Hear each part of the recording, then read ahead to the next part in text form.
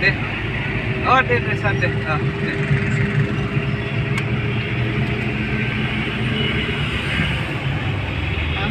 हम लोग का उधर का वो एग्जीक्यूटिव मेंबर बीटीआर का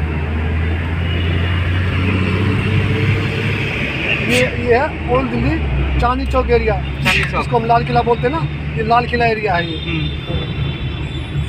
भाई लाल किला ही है चांदनी चौक, वो फिल्म है ना अक्षय कुमार का। ये सामने जुमा मस्जिद। अच्छा जमा मस्जिद इधर है ना।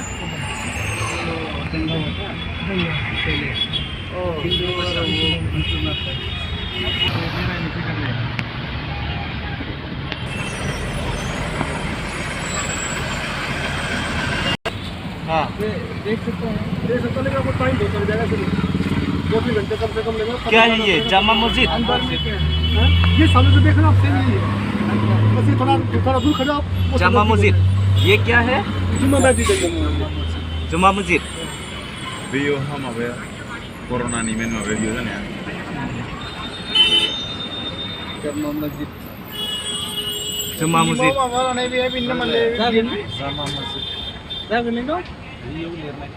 oh जामा मस्जिद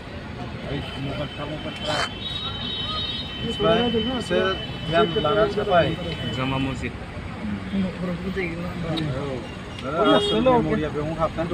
जाबाय दा मबाइल गोमा गासिबो जिनिसाबो दंजोबो 12टायावनो प्लेटआ बिदि बुखासि लायो जेनेबा मियाथ'नो लोगो दंना बियो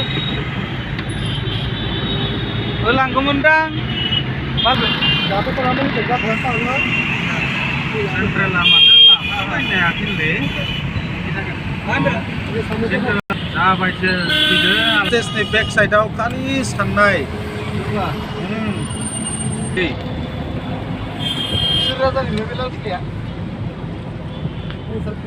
दिनै बन्द माबा खालामोब्रा बेयावसो प्रग्राम जायोब्रा लाल किलाया दिनै बन्द लाल किलाया दिनै बन्द बियो लाल किला लाल किला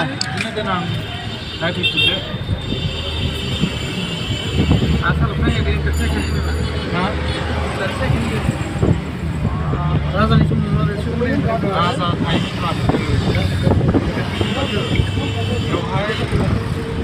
बेनिफ्राय बैनि थाखाय हाबनो हायामोन हौवाफ्राबो जाबाय बै गोजौफ्राव खामानि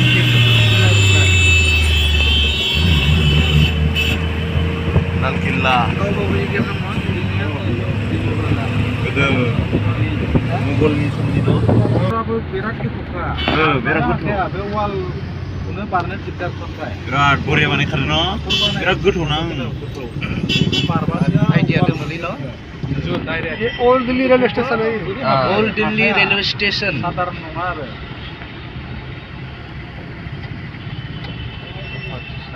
कलकाता